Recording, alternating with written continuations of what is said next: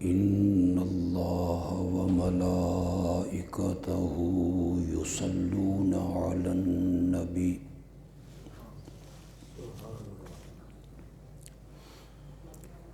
يا أيها الذين آمنوا صلوا عليه وسلموا تسليما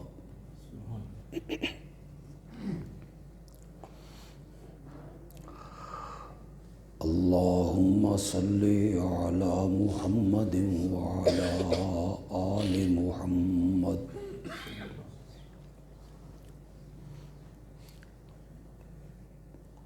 كما صليت على إبراهيم وعلى آل إبراهيم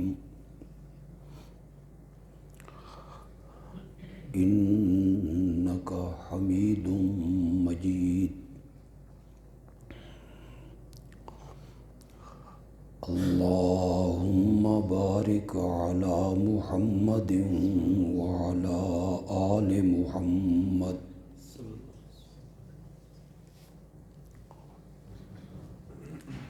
كما باركت على إبراهيم وعلى آل إبراهيم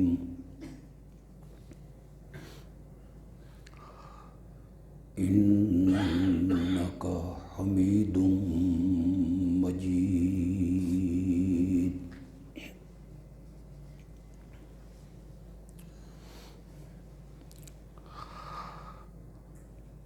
آپ کے شہر پنڈی پٹیاں میں غالباً میری پہلی حاضری ہے۔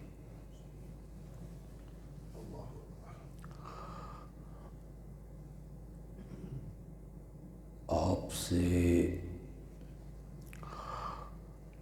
ملاقات کا ایک دینی محفل میں شرف حاصل ہو رہا ہے۔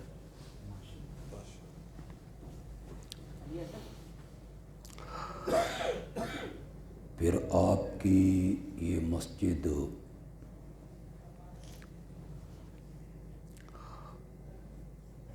جس طرح اس کے در و دیوار اہل سنت نظریے کی عکاسی کرتے ہیں، پورے ملک میں اس کی مثال نہیں ملتی۔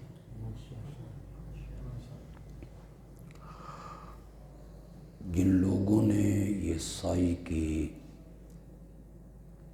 رقم لگائی، سوچا اللہ انہیں دین و دنیا کی اور دنیا و آخرت کی ساری سعادتیں عطا فرمائے۔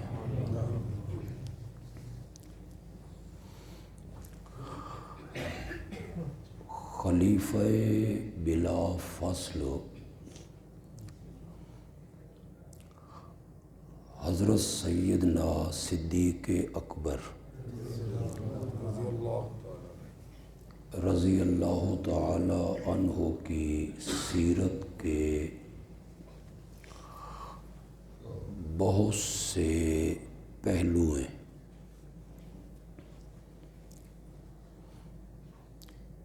بہت سے حصے ہیں۔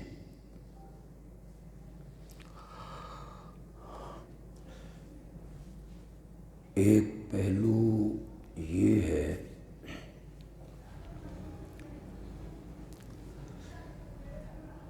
کہ وہ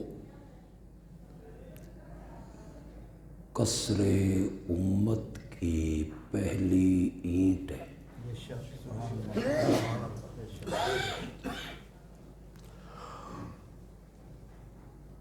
اور اس امت کی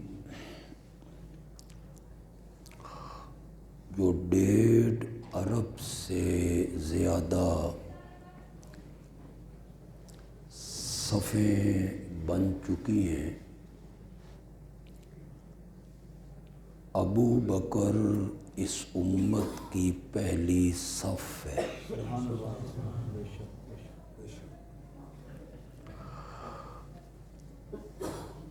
پہلی صف کی جو عظمت ہے، مقام ہے،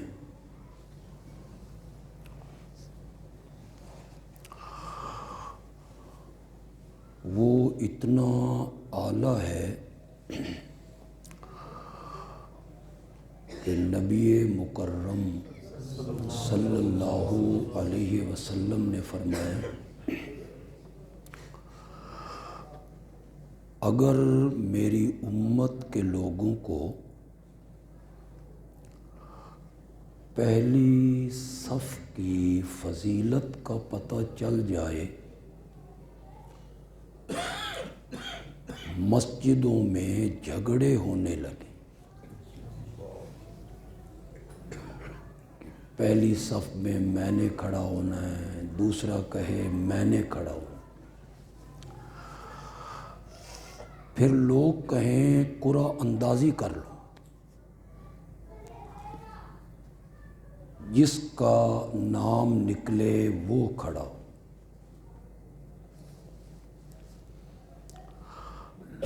پچھلی ساری صفیں مل کر بھی پہلی صف پر اترنے والی رحمت عظمت کا مقابلہ نہیں کر سکتی۔ اب آپ کو میرے جملے کی صحیح سمجھ آئے گی کہ ابو بکر اس امت کی پہلی صف ہے۔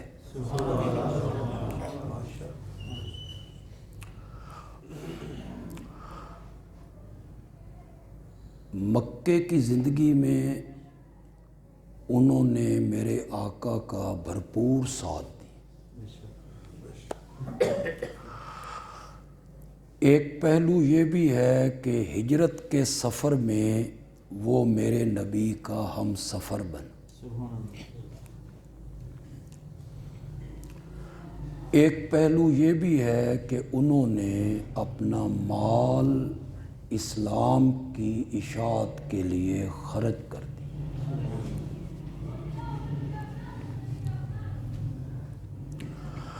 ایک پہلو یہ بھی ہے کہ نبی اکرم صلی اللہ علیہ وسلم کے انتقال کے بعد انہوں نے اسلام کے خلاف اٹھنے والے ہر فتنے کا سر کچل دی۔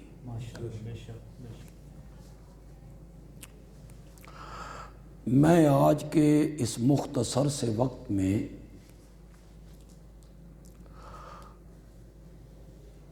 ان میں سے ایک پہلو اور آقا کے ایک فرمان کو بیان کرنا چاہتا ہوں۔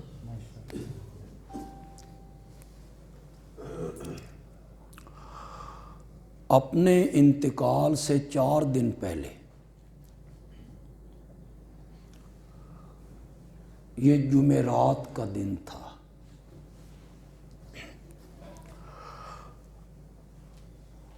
بیمار تو آپ کئی دنوں سے تھے، جمعرات کے دن ظہر کی نماز آپ نے مسجد نبوی میں خود پڑھائی۔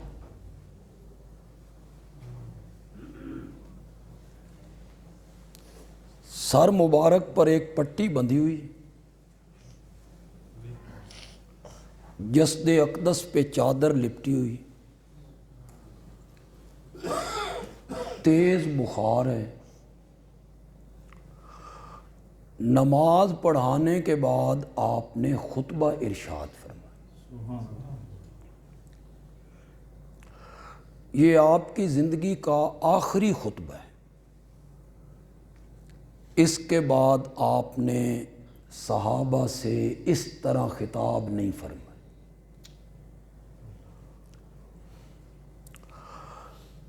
حدیث کی تقریباً تمام کتابوں نے اسے نقل کی۔ آپ نے فرمایا ان اللہ خیر عبدا بین الدنیا وما عندہ او کما قال علیہ السلام۔ اللہ نے ایک بندے کو اختیار دیا ہے، اس دنیا کو پسند کرتا ہے، اس دنیا میں رہنا چاہتا ہے، یا ہمارے پاس آنا چاہتا ہے۔ ایک بندے کو اللہ نے اختیار دی۔ فاختار الآخرہ، اس بندے نے دنیا میں رہنے کو پسند نہیں کیا، آخرت کو پسند کر لی۔ سب صحابہ خاموشی سے یہ خطبہ سن رہے ہیں کہ اچانک ایک طرف سے رونے کی اور سسکیوں کی آواز بلند۔ صحابہ نے متعجب ہو کر رونے والے کو دیکھا تو یہ سیدنا صدیق اکبر تھے رضی اللہ تعالی۔ صحابہ کہتے ہیں ہمیں بڑا تعجب ہوا کہ ایک عبد کا ذکر ہو رہا ہے، ایک بندے کا ذکر ہو رہا ہے کہ وہ دنیا میں نہیں رہنا چاہتا، اس نے آخرت کو پسند کر لیا ہے، اس میں رونے والی کون سی بات ہے؟ تو حضرت سیدنا صدیق اکبر رضی اللہ تعالیٰ عنہ نے فرمایا تمہیں کون بتائے کہ عبث سے مراد خود نبی پاک صلی اللہ علیہ وسلم۔ کسی صحابی کی نظر یہاں تک نہیں پہنچی، نہ حضرت عمر، نہ حضرت عثمان، نہ حضرت علی، نہ حضرت طلحہ، نہ حضرت زبیر، خاموشی سے سن رہے ہیں۔ یہاں نظر پہنچی تو صرف سیدنا صدیق اکبر کی پہنچی۔ اس حدیث کے جو راوی ہیں وہ ہیں ابو سعید خدری رضی اللہ تعالی۔ حضرت ابو سعید کہتے ہیں کہ جب حضرت ابو بکر نے یہ بات کی کہ عبث سے مراد تو خود آپ ہیں اور اب آپ ہم میں رہنا نہیں چاہتے، آخرت کو پسند کر لیا ہے، تو یہ جدائی کی گھڑیاں ہیں اور نبوت کی جدائی پہ میں رونے لگ گیا۔ تو حضرت ابو سعید خدری رضی اللہ تعالیٰ عنہ کہتے ہیں کان ابو بکر اعلمنا،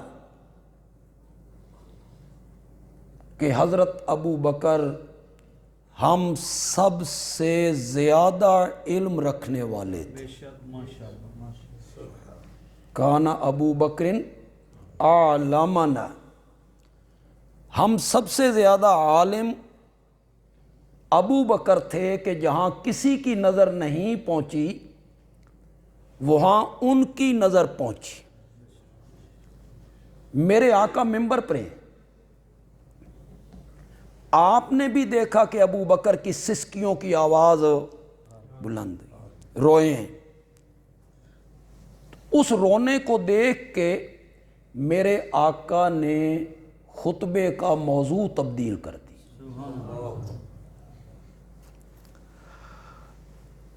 ایک منٹ کے لیے ذرا تصور کیجئے، مسجد نبوی ہے، میری طرف توجہ رکھیں گے آپ، مسجد نبوی ہے، منبر میرے آقا کا ہے، خطیب وہ ہے کہ گلیوں میں چلتا ہے تو پتھر اسے سلام کرنے لگتے ہیں۔ مسجد نبوی ہے، منبر میرے نبی کا ہے، خطیب نبیوں کا سردار ہے، اور سننے والے ان کے لیے صرف ایک جملہ کہوں گا، آپ پڑھے لکھے لوگ ہیں، سننے والے اتنے مقدس لوگ ہیں کہ دامن نچوڑ دیں تو فرشتے وضو کرنے لگیں، اور جنت کی حوریں ان کے پاؤں کے تلووں سے اپنی آنکھیں ملنے کو سعادت سمجھنے لگیں۔ سننے والے وہ لوگ ہیں، صحابہ۔ مسجد نبوی ہے، منبر میرے نبی کا ہے، خطیب امام الانبیاء ہے، سننے والے بڑے مقدس لوگ ہیں، اور خطبے کا موضوع ہے عظمت صدیق اکبر۔ یہ میں نہیں بیان کر رہا، کوئی مورخ نہیں بیان کر رہا، اٹھاؤ حدیث کی کتابیں، بخاری اٹھائیے، مسلم اٹھائیے، کوئی سی کتاب اٹھائیے، بیان کر رہا ہے کائنات کا آقا صلی اللہ علیہ وسلم، اور اس خطبے کا موضوع ہے عظمت صدیق اکبر۔ فرمایا ان من امن الناس علی فی صحبتہ و مالہ، اپنی صحبت، ساتھ رہنا، ہر جگہ پہ ساتھ نبھانا، اور اپنے مال کے ذریعے تمام لوگوں سے بڑھ کر اگر مجھ پر کسی نے احسان کیا ہے تو وہ ابو بکر ہے۔ یہ ذہن میں رہے کہ میرے نبی کا آخری خطبہ ہے، اور بندے کو زندگی کے آخری مراحل میں باتیں کرنے کا موقع مل جائے نا تو وہ کام کی باتیں کیا کرتا ہے، بڑی اہم باتیں کیا کرتا ہے۔ آخری خطبہ ہے میرے آقا کا، ان من امن الناس علی فی صحبتہ و مالہ، اپنے ساتھ رہنے، دوستی نبھانے اور اپنے مال کے ذریعے مجھ پر سب سے زیادہ امن الناس، اللہ اکبر، سارے لوگوں سے بڑھ کر مجھ پر احسان کرنے والا جو ہے وہ ابو بکر ہے۔ اب میرے پاس وقت نہیں ہے نا کہ میں بھی چاہنا تو جلدی جان چھوڑ دے، وہاں آپ نے انتظار بھی میرا کیا، میں لیٹ ہو گیا گھر سے، پھر میں نے آگے جانا ہے ایک جگہ پہ۔ ساری کائنات کا محسن میرا نبی ہے، امت کا محسن بھی میرا نبی ہے۔ مجھے قرآن ملا تو نبی کے ذریعے، حدیث ملی تو نبی کے ذریعے، ایمان ملا تو نبی کے ذریعے، جنت کا راستہ ملا تو نبی کے ذریعے، ہدایت ملی تو آپ تو محسن ہیں امت کے۔ اور کل قیامت کے دن میرے نبی نے جب ساری خلقت کی شفاعت کرنی ہے، اس میں یہودی بھی، عیسائی بھی، ہندو بھی، سکھ بھی، مجوسی بھی، اس میں فرعون بھی، قارون بھی، نمرود بھی، حامان بھی، ابو جہل بھی، میرے نبی کے خاکے بنانے والے بھی، میرے نبی کو گالیاں نکالنے والے بھی، سب کے لیے میرے نبی نے شفاعت کے لیے لب کھولنے ہیں۔ اور وہ شفاعت بخشوانے کے لیے نہیں ہوگی، صرف اتنی ہوگی، حساب کتاب تے بعد بھی شروع کر نہیں، ذرا جلدی شروع کر دے، دنیا بڑی تنگ ہے، اتنی شفاعت کرنی ہے۔ سارے نبی جواب دے رہے ہیں لست لہا لست لہا لست لہا، میری یہ پوزیشن نہیں، میری یہ ہمت نہیں۔ اور جب یہ سارے لوگ میرے آقا کے دروازے پہ آئے، میرے نبی نے کہا آنا لہا۔ ہر نبی کہتا تھا لست لہا، میرے نبی نے کہا آنا لہا۔ یہ ایک لمبا واقعہ ہے، پھر میرے نبی شفاعت کے لیے لب کھولیں گے، میرے نبی کی شفاعت قبول ہو جائے گی، قبول ہو جائے گی، اور اللہ کرسی عدالت پہ آ جائیں گے، حساب کتاب شروع ہو جائے گا۔ اس دن میرا نبی محسن انسانیت بن کے اٹھے گا۔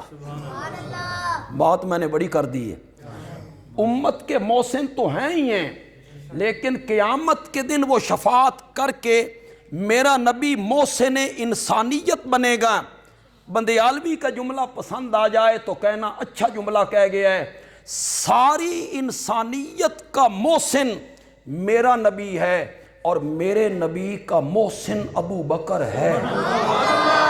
ان من امن الناس علیہ فی صحبتہ و مالہ، صحبت کے لحاظ سے اور مال کے لحاظ سے سب سے زیادہ مجھ پر اگر کسی کے احسان ہیں سارے لوگوں میں سے بڑھ کر تو وہ ابو بکر ہے۔ جس کسی نے مجھ پہ کوئی احسان کیا تھا میں اس کا بدلہ چکا چکا ہوں۔ حضرت عثمان نے رضی اللہ تعالیٰ عنہ اگر مجھ پر کوئی احسان کیا ہے تو میں نے بھی تو 2 بیٹیاں دی ہیں نا، حیدر کرار کے احسان ہیں تو میں نے بھی اپنا لخت جگر سیدہ فاطمہ ان کے نکاح میں دی ہے نا۔ جس کسی نے مجھ پہ کوئی احسان کیا تھا میں اس کے احسانوں کا بدلہ چکا چکا ہوں، اتار چکا ہوں، سوائے ابو بکر کے۔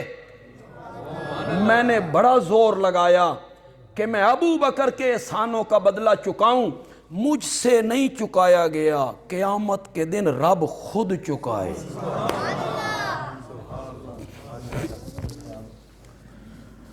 یہ میرے نبی کی زندگی کا آخری خطبہ ہے، آگے بھی پڑھ دوں؟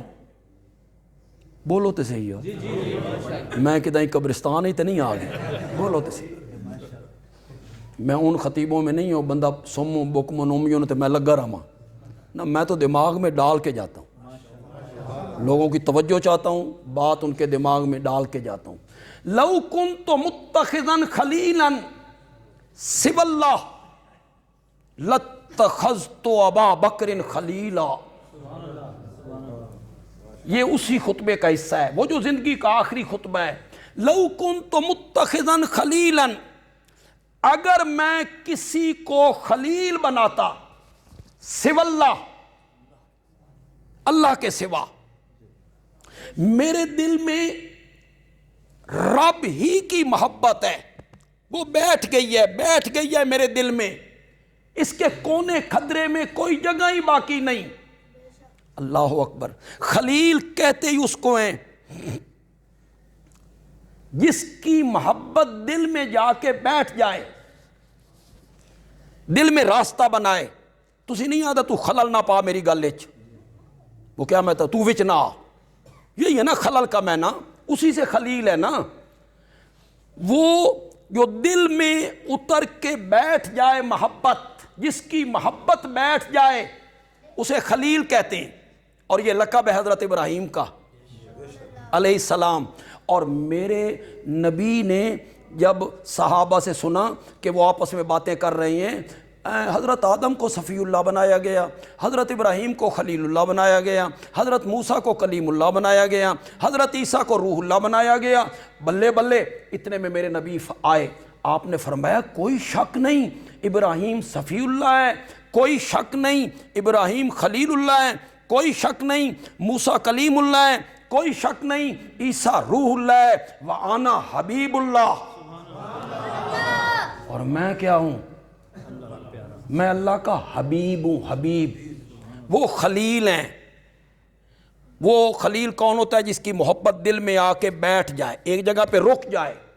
حبیب حب سے ہے، حب کہتے ہیں دانے کو، بیج دانہ، یہ جو زمینوں میں بکھیر کے آتے ہو، تو دانے کی خاصیت یہ ہے کہ وہ ایک جگہ پہ رکتا نہیں، وہ بڑھتا رہتا ہے، وہ بڑھتا رہتا ہے، وہ بڑھتا رہتا ہے۔ وہ خلیل ہیں، ان کی محبت ایک جگہ پہ آ کے رک گئی۔ میرا نبی حبیب ہے جس کی محبت رکتی نہیں، ہر وقت بڑھتی رہتی ہے، بڑھتی رہتی ہے۔ لو کنت متخذا خلیلا سوی اللہ، اگر میں نے اللہ کے سوا کسی کو خلیل بنانا ہوتا، میرے دل کے کونے کھدرے میں کوئی جگہ باقی نہیں ہے، اللہ ہی اللہ بستا ہے۔ اگر کوئی جگہ خالی ہوتی لاتخذت ابا بکر خلیلا، تو میں اس جگہ پہ ابو بکر کو سما لیتا، میں اس جگہ پہ۔ لیکن اس کے ساتھ مجھے محبت بھی ہے اور وہ میرا بھائی بھی ہے، وہ میرا بھائی بھی ہے۔ میں بجائے اس کے کہ آگے بڑھوں پھر ان من امن الناس کی طرف پلٹ آتے ہیں۔ ان من امن الناس، امن الناس لوگوں میں سب سے زیادہ احسان کرنے والا۔ امن الناس کا کیا معنی ہے؟ لوگوں میں سب سے زیادہ احسان کرنے والا۔ علامہ اقبال مرحوم وہ مصور پاکستان ہیں، ہمارے قومی شاعر ہیں۔ وہ یہ نہ سمجھیے کہ کوئی صرف دنیا کی تعلیم رکھتے تھے، نہیں، وہ قرآن کے ترجمے کرتے ہیں، وہ اپنے شعروں میں حدیث کے حوالے دیتے ہیں۔ حضرت علامہ اقبال نے جب حضرت سیدنا صدیق اکبر کا ذکر کیا، اسی بات کا ذکر کیا، امن الناس بر مولائے ماں، کلیم اول سینائے ماں۔ یہ فارسی ہے اور بڑی خوبصورت زبان ہے۔ ہمارے ہاں تو اب یہ ختم ہو رہی ہے، مدرسوں میں بھی ختم ہو رہی ہے، تسی کی پڑھنی، آپ نے کیا پڑھنی؟ امن الناس بر مولائے ماں، وہ جو سارے لوگوں سے بڑھ کر ہمارے سردار پر احسان کرنے والا ہے۔ انہوں نے بچے ذرا چپ کراؤ۔ امن الناس بر مولائے ماں، یا انہوں نے میرے کو بھیج دو، ادھر میرے پاس آ جائیں۔ بچوں کو اپنے پاس بٹھا لینا، پاس بٹھا لیں، ادھر پھر نہیں بولیں گے۔ امن الناس بر مولائے ماں، سارے لوگوں سے بڑھ کر میرے سردار محمد عربی پر احسان کرنے والا ابو بکر ہے۔ کلیم اول سینائے ماں، یہ جو میں ترجمہ کر رہا ہوں نا، کدی علامہ اقبال زندہ ہوندے نا اور میرا یہ ترجمہ سنتے نا، علامہ اقبال بھی بول اٹھتے، میں یہی کچھ کہنا چاہتا تھا جو بندیالوی کہہ گئے، میں یہی کہنا چاہتا تھا۔ علامہ اقبال کہتے ہیں امن الناس بر مولائے ماں، کلیم اول سینائے ماں، ابو بکر ہمارے کوہ طور کا پہلا کلیم ہے۔ علامہ اقبال نے بڑی بات، ایک وہ کلیم تھا نا جس سے رب نے بات کی، اور یہ ہمارے کوہ طور کا پہلا کلیم ہے جس سے میرے آقا نے بات کی اور اس نے آمنا کہہ دیا۔ امن الناس بر مولائے ماں، کلیم اول سینائے ماں، ہمت او کشت ملت راچو ابر۔ اب آپ نے میرے اشاروں کو دیکھنا ہے۔ ہمت او کشت ملت راچو ابر، ثانی اسلام و غار و بدر و قبر۔ یہ میں نہیں کہہ رہا ہوں جناب، یہ مصور پاکستان کہہ رہا ہے، یہ کوئی مولوی نہیں کہہ رہا ہے، یہ علامہ اقبال کہہ رہا ہے۔ علامہ اقبال کہتا ہے ہمت او، ہمت کہتے ہیں طاقت، قوت، حوصلہ۔ ہمت او کشت ملت راچو ابر، ثانی اسلام و غار و بدر و قبر۔ شعر کا میں ترجمہ کرتا ہوں، لیکن مجھے تھوڑا سا پس منظر آپ کو دکھانا ہوگا، بیک گراؤنڈ، پھر اس کا مزہ آئے گا۔ میرے نبی کا جب انتقال ہوا تو کچھ لوگ اٹھ کھڑے ہوئے، انہوں نے کہا اسامی نبیاں، انہوں نے اپنی نبوت کا دعویٰ کر دیا۔ حضرت ابو بکر ایک لشکر روانہ کرنا چاہتے ہیں، جھوٹے مدعیان نبوت کا کلا کما کیا جائے۔ وہ جو کہتے تھے میں بھی نبیاں، حضرت ابو بکر نے یہ نہیں کہا مناظرہ کریے، تو دلیلاں دے، نبوت کا سلسلہ جاری ہے، ہم دلیلیں دیں گے، نبوت کا سلسلہ بند ہو گیا ہے، ٹیبل ٹاک کریے، کوئی بحث و تمہیز کریے، نا علمی میدان میں مناظرہ کریں۔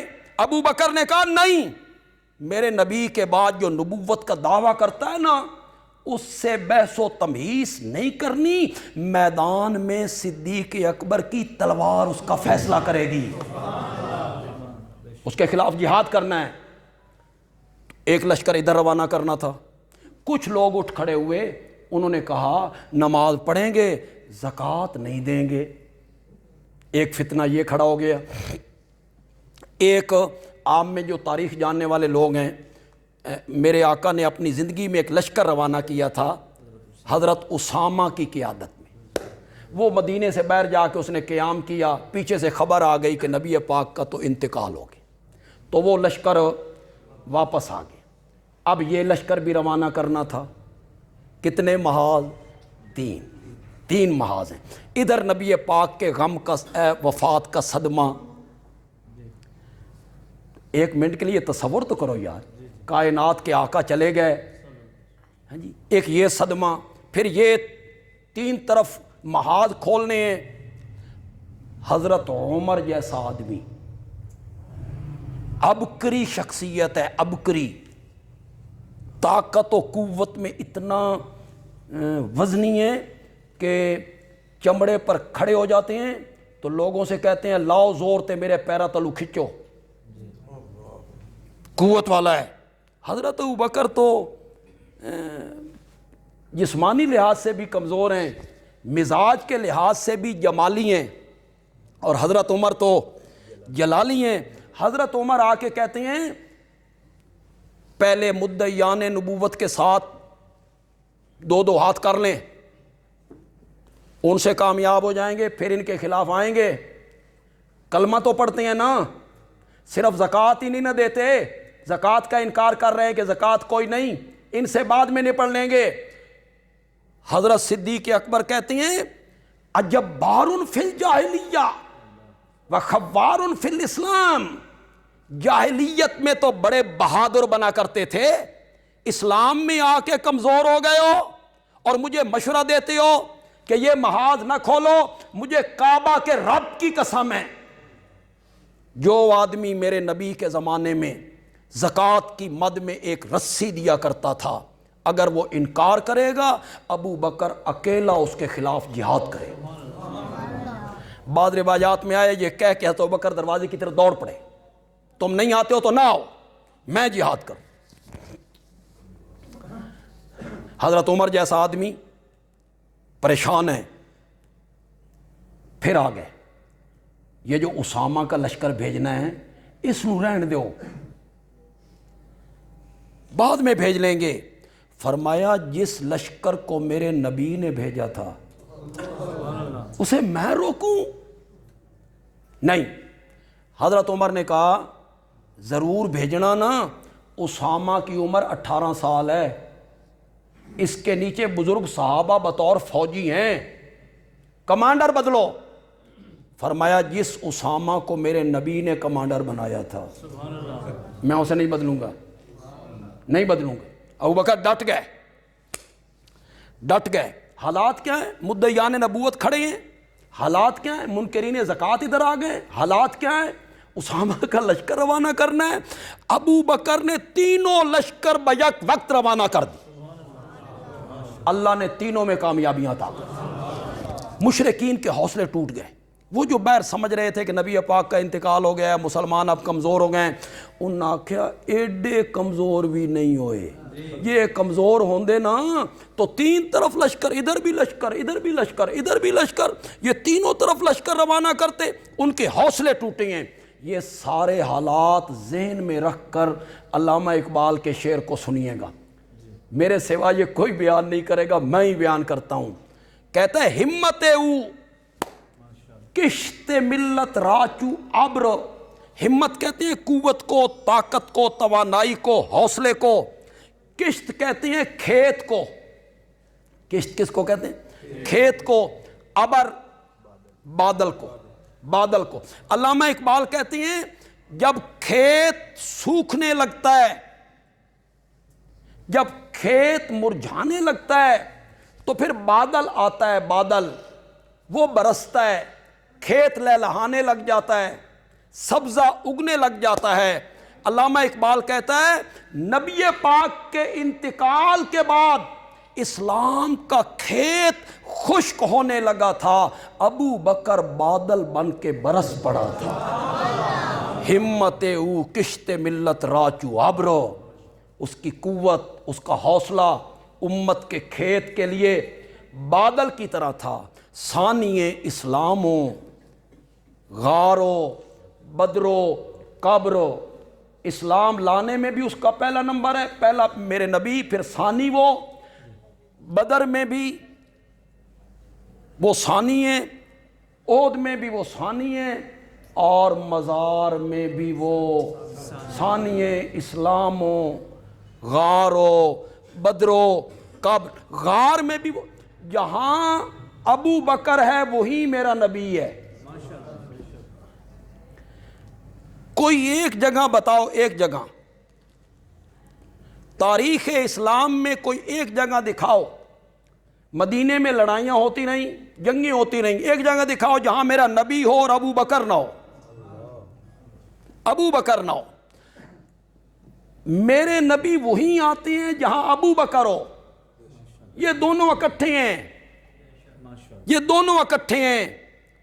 تو پھر بندیالوی کی بات گرہ سے باندھیے، جس دل میں ابو بکر نہیں آئے گا اس دل میں محمد کریم بھی نہیں آئے گا۔ محمد کریم اسی دل میں آئیں گے جس دل میں ابو بکر آئے گا۔ اللہ تعالیٰ عمل کی توفیق عطا فرمائے۔